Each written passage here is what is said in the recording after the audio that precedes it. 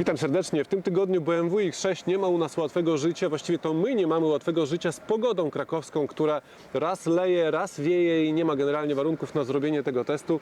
Wreszcie dzisiaj znalazło się okienko, ale tak, z rana był śnieg, z rana był mróz, teraz jest piękne słońce, za chwilę podobno ma lać, nie wiem czy nie będzie jeszcze sypało gradem, w każdym razie jest ciężko. Umówiliśmy się od razu tam w hali za mną, która nas w przeszłości już ratowała przed tego typu anomaliami pogodowymi, ale teraz jest piękne słońce, więc mówię, dobra, to wyjeżdżamy tutaj po drugiej stronie, pokażemy ten samochód w takim mniej smutnym otoczeniu, ale po drodze napotkaliśmy pierwszą terenową przeszkodę. Więc zaczniemy test od tego, co większość właścicieli BMW X6 nigdy nie zrobi. Wjedziemy do błota.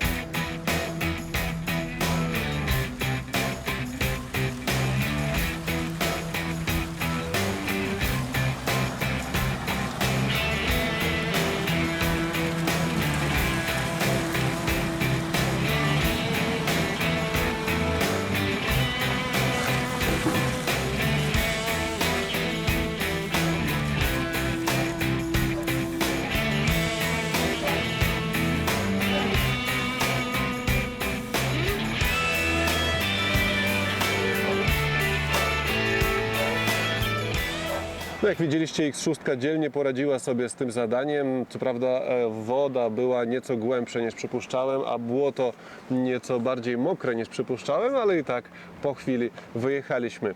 Natomiast chciałem powiedzieć, że X6, mimo że nie będzie zbyt częstym gościem w ciężkim terenie, to jednak jest lepiej przygotowana do takich trudnych warunków niż X5, co może być zaskoczeniem, ale kąt natarcia mamy tu 25 stopni, kąt zejścia 22,5 i to jest lepiej niż w X5 przykładowo, gdzie jest chyba 20. Mamy też, uwaga, wyższy prześwit. Niewiele, ale jednak. X5 ma 209, natomiast X6 212, a więc 3 mm, a jednak wyżej.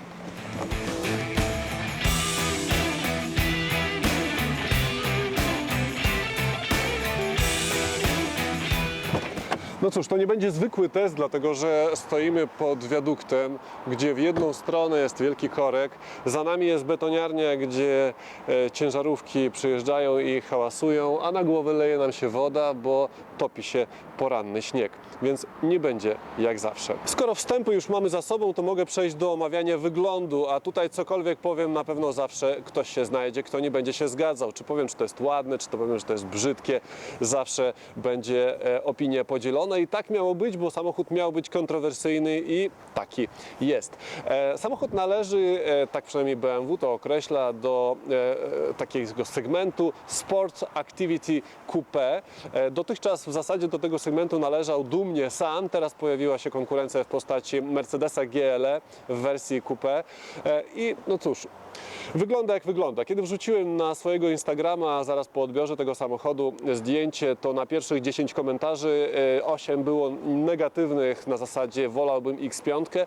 Jeden był umiarkowanie pozytywny, bo ktoś powiedział propsy za X-a, szkoda, że 6, więc jak mówię, ten samochód musi mieć swojego klienta i swojego wielbiciela i w sumie takich wielbicieli znalazł całkiem sporo, dlatego że cała generacja E71, jeśli się nie mylę, tak, została sprzedana w ilości 250 000 egzemplarzy, a to przecież jak na tak wycudowany samochód świetny wynik. Obecna generacja, bo tu należy mówić o drugiej generacji, nazywa się F16, tak, jak latający F16 i mimo że nie odbiega z wyglądu bardzo daleko od pierwszej generacji, jest, tak BMW twierdzi, zupełnie nowym samochodem. Przyjrzyjmy się więc.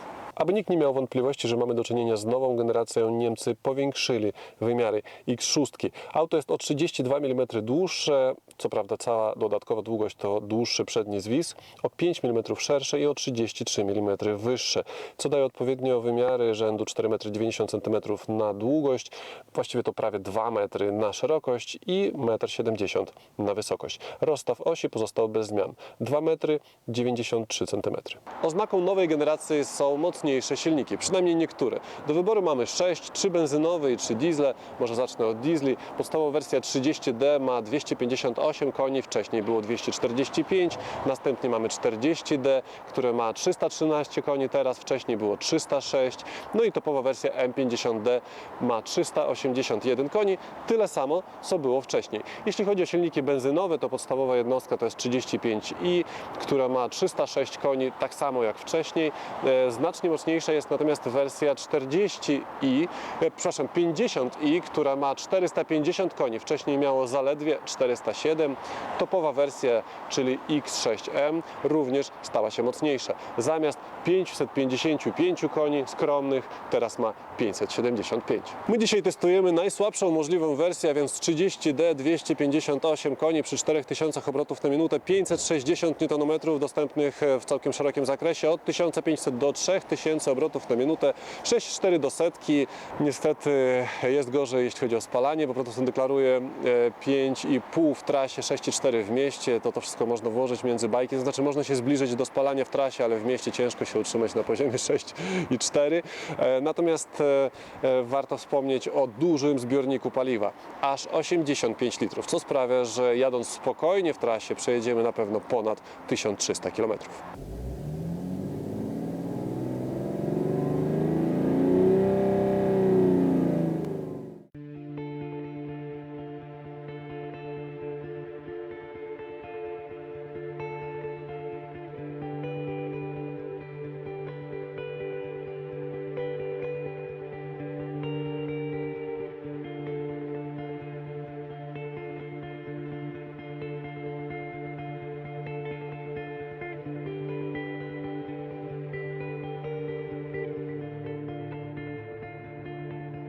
Podobnie jak w poprzedniej generacji, nowa BMW X6 jest kopią w środku, kopią X5. Jedyna różnica to tak naprawdę nieco bardziej pochylone słupki A. Poza tym w środku jest dokładnie tak, panie, jak sobie kupisz. I tu trzeba uważać przy kupowaniu, bo my mamy akurat wersję taką dosyć rzadką w parkach prasowych, a szczególnie w parku prasowym BMW, dlatego że dosyć nisko wyposażoną. Można powiedzieć, że mamy tu oczywiście parę dodatków, takich jak aktywny układ kierowniczy, czy na przykład nawigacja, natomiast te elementy prawdopodobnie pozostały właśnie podstawowe. I szczerze powiedziawszy, to jest plastik, który widziałbym w samochodzie za 40 000 złotych, a już na pewno nie za 340. To jest najsłabszy moment. Oczywiście to nie jest wada X6, to jest tylko kwestia jakby tego, że tak zaznaczono przy zakupie i zwracam na to uwagę, żeby tej opcji przypadkiem nie zaznaczyć, bo nie wygląda za dobrze, a już na pewno nieodpowiednio dla X6. Poza tym nawet w tej naszej podstawowej wersji mamy całkiem fajne wykończenie, nie brakuje skóry, nie brakuje miękkich materiałów, nie brakuje ładnych przeszyć, nie brakuje skórzanych foteli. Oczywiście to są opcjonalne fotele, ale w podstawowej wersji też mamy skórzane wykończenie. Można pokazać też na drzwiach, mamy mięciutkie też materiały. Tutaj niżej również, podłokietniki całkiem wygodne, może nie jest to szczyt jakby komfortu, ale jest ok. Bardzo pojemne, wielkie kieszenie w drzwiach. No, myślę, że każdy tutaj znajdzie coś fajnego dla siebie. Jeśli chodzi o spasowanie, to miałbym tutaj jedną w zasadzie uwagę, mianowicie ten schowek. On niestety skrzypi i niestety jest to miejsce, gdzie akurat leży prawa ręka, więc niestety cały czas słyszymy, że coś tam powinno być lepiej spasowane. Ale to jest chyba jedyne miejsce, bo poza tym wszystko jest w najlepszym porządku. Możemy tu nawet zrobić taki test. Nic, kompletnie nic, prawie się nie odkształca, w ogóle nie wydaje zbędnych dźwięków. Także spasowanie ogólnie jest bardzo dobre, pomijając, jak mówię, ten element. Jeśli chodzi o praktyczny wymiar, to tu mamy miejsce na kubeczki, tu mamy jakiś taki schowek, nie wiadomo w sumie na co. Jeśli chcemy odłożyć telefon komórkowy i zamknąć ten schowek, to okazuje się, że tutaj niestety zbyt wiele nie zrobimy. Tu mamy przy okazji wyjście 12 V, więc musimy chować telefon komórkowy tutaj. Tu jest miejsce oczywiście na firmowy telefon, więc musimy to zrobić w ten sposób. Więc zbyt wygodne to nie jest. Oczywiście jest alternatywa, możemy trzymać telefon na przykład w schowku w drzwiach, no ale drzwiami, jak wiadomo, trzaskamy, chociaż w tym samochodzie mamy dokupioną opcję dociągania. O właśnie, więc tu nie musimy trzaskać, ale i tak na wszelki wypadek nowego telefonu teraz w drzwiach nie trzymam. No i cóż jeszcze, możemy tutaj zajrzeć do tego schowka, zbyt wielki on jak widać nie jest. Na podsuficie też mamy tam parę fajnych przycisków, okno, daszek przeciwsłoneczny, mamy tutaj światełko oczywiście LEDowe, podwójne. Generalnie czegoż można oczekiwać od X6? Komfort, luksus, styl, no i tak tu mniej więcej jest. BMW X6 kojarzymy z samochodem dla egocentryka, czyli ja tu z przodu będę miał dość miejsca, a cała reszta mnie nie interesuje. Sprawdźmy, czy to jest mit. Zacznijmy oczywiście od miejsca kierowcy, a tu rzeczywiście jest bardzo dobrze. Zresztą w nowej generacji mamy 4 mm więcej na szerokość i aż 4 cm więcej na wysokość. I tu potwierdzam, jak ustawię fotel maksymalnie na dół, to nad głową mam jeszcze 4 palce wolnej przestrzeni. To jest naprawdę samochód dla kogoś, kto może mieć 2,10. Potwierdza to również ustawienie kierownicy, która jest regulowana tutaj w naszym przypadku elektrycznie i jej górna pozycja jest dla mnie zbyt wysoka. Z kolei koledzy z redakcji mówili, że jej dolna pozycja też niestety jest zbyt wysoka. Popatrzcie teraz na regulację. Tutaj na fotelu możemy regulować elektrycznie, wydłużać go lub skracać. Możemy regulować go na wysokość w dwóch płaszczyznach, czyli osobno dół, osobno górę. Możemy również tutaj oczywiście regulować standardowo kąt pochylenia oparcia. Mamy też dwa przyciski, które łamią to oparcie tutaj w połowie, więc widać, że można dopasować to naprawdę dla każdego. Na koniec jeszcze mamy taką dwupłaszczyznową regulację odcinka lędźwiowego i szerokość boczków. Podsumowując, każdy znajdzie coś dla siebie, no może prawie każdy, bo choć kierownicę i podsufitkę poprowadzono dla kogoś, kto ma 2,10, to jednak regulacja zagłówka, którą oczywiście też regulujemy tutaj, jak widać, elektrycznie, jest ustawiona tak, że w najwyższej pozycji ledwo wystarcza na to, abym ja stwierdził, ok, jest w sam raz. Jeśli ktoś usiądzie, kto jest jeszcze wyższy, to niestety nawet takie komfortowe dopasowywanie nie sprawia, że będzie zadowolony, bo jego głowa będzie po prostu zbyt wysoko. Warto też wspomnieć o jednej niedogodności, a mianowicie o progach. Progi są bardzo szerokie, samochód jest bardzo wysoki, więc wysiadając z auta definitywnie należy o tym pamiętać. A więc robimy szeroki rozkrok i wysiadamy tak, aby nasze spodnie pozostały czyste. Może egocentryczna natura kierowcy i oznacza mniej miejsca z tyłu, ale jakość nie jest gorsza. Plastiki z przodu i z tyłu są tak samo dobre. I jak to jest z tym egocentryzmem? No okazuje się, że z tyłu nie jest tak źle. Co prawda druga generacja ma 15 mm więcej miejsca nad głową, ale to prawdopodobnie zostało osiągnięte też między innymi dlatego, że mamy tu nisko osadzoną tylną kanapę. Zwróćcie uwagę, że moje kolana znajdują się mniej więcej na wysokości klatki piersiowej. Tak nisko rzadko się siedzi z tyłu i być może to będzie niezbyt wygodne na długie trasy, ale fakt jest taki, że dwumetrowiec, test dwumetrowca jest zaliczony. Co prawda moje kolana dotykają twardej skorupy tutaj, ale mieszczę się. Na wysokość też dotykam podsufitki i no praktycznie zaliczony. No można powiedzieć, że na upartego mógłbym powiedzieć, że jak nie mogę się sztucznie wyprostować, ale tak do codziennej takiej jazdy tutaj z tyłu jest ok. To jest naprawdę duże zaskoczenie. Ponarzekać można na to, że drzwi nie otwierają się zbyt szeroko, a to przejście też nie jest zbyt obszerne, więc gdyby ktoś chciał przykładowo tutaj dać fotelik, chociaż kto by w X6 tutaj woził dzieci, ale załóżmy, że zresztą tu jest przecież mocowanie ISOFIX, to wyobraźcie sobie, tu jest fotelik i tu trzeba gdzieś się schylić do dziecka i szczerze powiedziawszy te drzwi będą sporym utrudnieniem. Do tego jest pewien problem z zagłówkami, bo pytaliście nas o to, czy zagłówki się dają regulować w wystarczająco dużym zakresie. Szczerze powiedziawszy, spędziliśmy tu parę minut. Tych zagłówków się wyregulować nie da. Nie miałem wcześniej X6, nie miałem okazji nikogo zapytać, więc w tym momencie jestem w kropce. Moim zdaniem tu nie ma regulacji zagłówków z tyłu. Jeśli się mylę, proszę o poprawienie mnie w komentarzu. No i teraz jestem po prawej stronie. Przedostałem się bez problemu, dlatego że mamy tu praktycznie płaską podłogę, co należy docenić. Mamy tu też dwa wyjścia 12 V, jedną półeczkę, drugą półeczkę, nawiewy jak widać dla pasażerów siedzących z tyłu i od strony praktycznej mamy jeden schowek, drugi schowek, potężne kieszenie w drzwiach, jak widać również na butelkę przewidziane i oczywiście możliwość tu rozłożenie podłokietnika, gdzie mamy taki ładny jeden schowek, czy też możliwość tutaj włożenia napojów. No i na koniec jeszcze możliwość przewiezienia dłuższych przedmiotów poprzez złożenie fragmentu całego oparcia. Nowa generacja to także większy bagażnik, co prawda tylko 10 litrów więcej, ale jednak teraz mamy 550 i popatrzcie, to jest wszystko bardzo starannie wykończone. Co prawda próg załadunku jest naprawdę potężny, ale i tak mamy tu całkiem sporo różnego rodzaju udogodnień, mamy tu szyny, mamy tu podnoszony, jak widać na teleskopie, tutaj ta podłogę całkiem solidną, pod podłogą mamy jeszcze całkiem sporo miejsca, mamy też takie jak w Porsche ładne zaczepy, które tutaj na szynach możemy, prawda, sobie poustawiać, no jest na to miejsce, wyglądają ładnie, mamy też jakieś siateczki, mamy też, prawda, futerał na narty. Jeśli chodzi o praktyczny wymiar, to naprawdę jest sporo drobiazgów. Tutaj jest na przykład siateczka, tam jest jeszcze jedna gumka, tu po prawej stronie mamy jakiś taki schowek, no, a to akurat jest na bezpieczniki. Dobrze, tu mamy wyjście 12 V, tu mamy jeden haczyk, po lewej stronie identycznie drugi haczyk i jeszcze po lewej stronie mamy taki oto schowek. Tu mamy, jak widać, apteczkę i trójkąt. Pewnie gaśnica też mogłaby się tutaj zmieścić. No i teraz się nie chce. O, jest, zamknęła się. Mamy też taki śmieszną półeczkę, jak widać. No i składanie oparć. Tutaj nie mamy żadnego innego sposobu, tylko trzeba albo pójść do przodu, albo tak się schylić. I w ten sposób po złożeniu oczywiście wszystkich trzech części uzyskamy 1525 litrów i prawie płaską podłogę.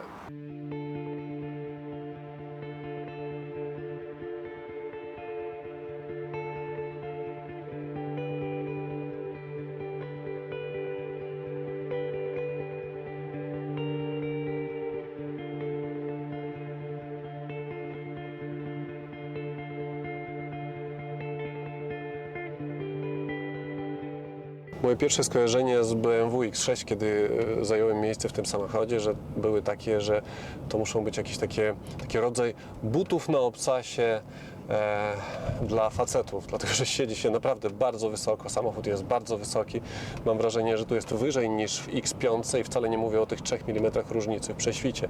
Wydaje mi się, że nawet fotele są ustawione tak, że człowiek, który tutaj podróżuje, czuje się panem drogi, wszystko widzi, na wszystkich patrzy z góry, więc to już trochę narzuca jakby charakter tego samochodu. A charakter jest taki, że może zacznę od tego, że jeździłem X6 wcześniej tylko jeden raz i to była wersja 40D i przejechałem się 15 minut i cieszyłem się jak dziecko, że to było zaledwie 15 minut, bo dłużej bym nie wytrzymał. To są tak twarde i niekomfortowe samochody, ta pierwsza generacja, szczególnie jeśli to miało właśnie M-pakiet, że ja nie wiem, jak ktoś mógł wytrzymać w tym nieco dłużej. Więc nastawienie moje do tego samochodu było takie, że prawdopodobnie jakoś tam przemęczę się podczas tego testu, ale będzie to dalekie od komfortowego. Tymczasem okazało się, że nowa X6 jest dużo bardziej komfortowa od poprzedniczki i da się tym samochodem jeździć, może nie powiem, że komfortowo, ale da się tym samochodem jeździć bez takiego myślenia, odliczania, kiedy wreszcie dojedziemy do celu i wreszcie z niego wysiądziemy. Oczywiście zawieszenie wciąż jest dosyć twardo zestrojone i efekt jest taki, że w zasadzie jadąc po asfalcie czuć jaką grubością farby namalowane są pasy, bo przejeżdżając przez każde pęknięcie na asfalcie, przez każdy taki jakiś znak poziomy, czujemy po prostu te nierówności i to wszystko jest przekazywane do kierowcy. To oczywiście daje takie sportowe wrażenie kontroli, panowania nad pojazdem, a to się przydaje z uwagi na to, że samochód nie należy do lekkich. 2,2 tony to jest już całkiem sporo. Do tego dodajcie wysoki środek ciężkości, faktycznie wysoki, ale też w głowie trzeba walczyć z tym, że siedzimy tutaj 1,70 m nad asfaltem i to sprawia, że zakręty się pokonuje z taką nieufnością. Gdzież to siedząc tak wysoko damy radę skręcić i jeszcze nas nie wyrzuci z tej drogi, więc do tego trzeba się przyzwyczaić, że siedzimy tak wysoko i zaufać też temu, że ten samochód z tym twardym zawieszeniem naprawdę sobie z tym poradzi. Dobre słowa też należą się tutaj aktywnemu układowi kierowniczemu, który sprawia, że prawda, nie ma zbyt wiele kręcenia. maksymalny w lewo, maksymalny w prawo i to jest fajne. Cechą tego aktywnego układu jest to, że nie jest on elektrycznie wspomagany, tylko to jest klasyczne hydrauliczne rozwiązanie, co ma swoją dobrą stronę, taką, że czujemy jakby informacje zwrotne w takiej klasycznej formie, niezakłócone przez jakieś tam elektryczne siłowniki, a minus jest taki, że do tych standardowych rzeczy, na przykład wspomaganie, nie wiem, automatyczne parkowanie, czy też automatyczny powrót na pas, kiedy samochód wykryje, że samochód zjeżdża z pasa, do tego potrzebne jest właśnie elektryczne wspomaganie, którego tu nie ma, więc ten samochód siłą rzeczy z tą opcją nie może być wyposażony w te dodatki i w te gadżety. Warto też wspomnieć oczywiście o silniku. Podstawowa, najsłabsza jednostka 258 koni. Ja absolutnie nie widzę ani jednego powodu, aby kupować cokolwiek mocniejszego. Wynik w okolicach 6 sekund do setki mówi sam za siebie i szczerze powiedziawszy w tym samochodzie to w zupełności wystarcza, tym bardziej, że im szybsze auto, im szybsze w zakręcie, tym bardziej trzeba będzie walczyć z głową, że jesteśmy za szybko, jesteśmy za wysoko. To wszystko się nie łączy, to nie może się wydarzyć. Więc łatwiej będzie jechać z taką optymalną mocą niż jakąś mocą, która po prostu każe na każdym zakręcie jechać 120 i później bać się o własne życie, bo się siedzi prawie 2 metry nad ziemią. O czym jeszcze powiedzieć? No, warto też wspomnieć o wyciszeniu, o genialnym wyciszeniu. Ja dzisiaj robiłem pomiary wyciszenia i robiłem to kilkakrotnie, bo za każdym razem myślałem, że coś jest nie halo, coś tutaj jest nie tak, dlatego że niemożliwe, że to jest aż tak wyciszone. Ja tu nie mówię o wyciszeniu tego, że to jest diesel. Jakby ukrycie faktu, że to jest diesel, to jest w tym samochodzie oczywistość, ale ukrycie faktu, że tu jest w ogóle silnik, to jest dopiero coś. Tu dopiero przy 140 zaczyna coś słychać i to nie jest absolutnie silnik, to nie są nawet opony chyba, to jest tylko dźwięk powietrza opływającego samochód. Jest naprawdę bardzo dobrze pod tym względem i na koniec hamulce. Bardzo łatwe do wyczucia, bardzo skuteczne i naprawdę kiedy trzeba od nich uzyskać maksymalne hamowanie, to one naprawdę to robią. Podsumowując, samochód, do którego trzeba się przyzwyczaić głową, samochód, któremu trzeba zaufać, że on mimo tego, że się siedzi wysoko, potrafi jeździć również na zakrętach, na prostych, nie jest może mega rakietą, ale jest absolutnie wystarczający do wszystkiego, co sobie wymyślimy na drodze, więc moim zdaniem wersja jest zarazem i prawie najtańsza, a jednocześnie prawie optymalna też z powodu relatywnie niskiego zużycia paliwa. Pozostaje tylko powiedzieć, że pamiętajcie o tym, że z tyłu nie ma zbyt wiele miejsca, a my przy każdej zmianie pasów będziemy dokładnie wiedzieć, jaką farbą one zostały namalowane. Jeśli Wam to nie przeszkadza, fajny samochód. Nowa X6 jest nieco droższa od poprzedniczki i jej cennik zaczyna się od kwoty 326 500 zł. W tej cenie dostajemy podstawową jednostkę benzynową, czyli 306 koni mechanicznych 35i. Nasza wersja, czyli 30D, jest znacznie słabsza, prawie 50 koni słabsza i 2000 zł droższa. Ale następna w cenniku jest 25 000 zł droższa i za niecałe 350 000 zł możemy wyjechać z salonu X6 z silnikiem 40D, który będzie miał 313 koni i jak na cenę podstawowej wersji tego samochodu dopłata tych 20 kilku tysięcy złotych to naprawdę nie jest dużo, aby mieć naprawdę szybki samochód. Wszystkie pozostałe odmiany tego samochodu już są znacznie droższe i kosztują powyżej 400 000 złotych, pomijając X6M, które kosztuje jeszcze więcej, bo 560. Nasza wersja, czyli X-Drive 30D kosztuje co najmniej 328 500 zł i w standardzie ma oczywiście napęd X-Drive, oczywiście 8-stopniową skrzynię Steptronic produkcji ZF, ma też 19-calowe koła, elektrycznie podnoszoną klapę bagażnika, skórzaną tapicerkę w środku i dwustrefową klimatyzację. Jak na samochód, który kosztuje prawie 330 000 zł, nie jest to zbyt imponująca lista standardowego wyposażenia, ale tak to jest już w samochodach z marek premium. Tutaj za wszystko się płaci. Za najfajniejsze rzeczy się płaci, w tym za nawigację, w tym za head-up display, za adaptacyjne zawieszenie, za praktycznie za wszystko. Same te fotele, które tak chwaliłem podczas testu dwumetrowca, kosztują 11 000 złotych. Bezpośrednia konkurencja to Mercedes GLE Coupe, który w podstawowej wersji kosztuje 8 000 złotych mniej za silnik diesla o identycznej właściwie mocy, natomiast w topowej wersji, czyli AMG 63S, która ma 585 koni, jest droższy o 40 000 złotych, bo kosztuje prawie równe 600 000 złotych. Jeśli nie będziemy się upierać przy tym ściętym dachu, warto też wspomnieć o Porsche Cayenne, które w podstawowej wersji z 300-konnym silnikiem benzynowym jest tańsze o 4000 zł, natomiast w topowej wersji, czyli Turbo S, jest znacznie droższe od X6M, dlatego że kosztuje ponad 830 000 złotych, a jednocześnie daje 5 koni mniej niż X6M. Ja bym na koniec jednak podsumował, właściwie porównał ten samochód z X5. X5, która jest 36 000 złotych tańsza za wersję z identycznym silnikiem, a jednocześnie jest bardziej praktyczna i nie jest tak bardzo kontrowersyjna. A skoro już zrobiliśmy z 19-calowych kół prawie 20, bo tyle tu już jest na oponach brudu, to nie odmówimy sobie przyjemności, żeby na koniec testu jeszcze pojechać w taki lekki teren, tak dla zabawy.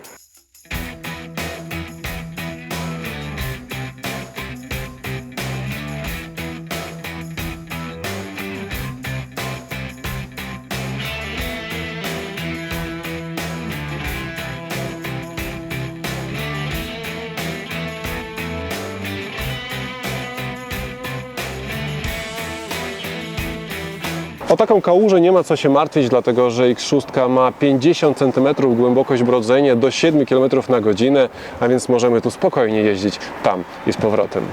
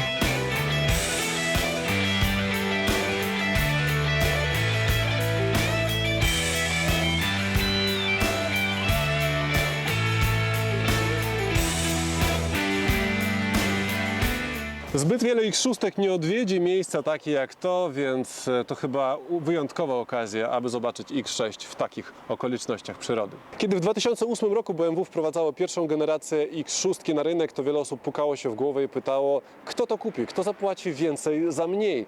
Tymczasem okazało się, że w tym przypadku mniej oznacza więcej. Więcej stylu, więcej indywidualności, a nawet więcej ekscentryczności. I dlatego właśnie moje porównanie z X5, cenowe porównanie, jest trochę bez sensu, bo X6 nie można rozpatrywać przez pryzmat normalnego samochodu. I dlatego właśnie cały nasz test jest bez sensu, dlatego że testujemy ten samochód w błocie, a miejsce tego samochodu jest tam, pod centrum handlowym. Chcieliście X6, macie X6. Jak widzicie, staramy się spełniać Wasze życzenia, a więc lajkujcie, szerujcie, subskrybujcie i piszcie w komentarzach, co chcecie, abyśmy przetestowali w następnej kolejności.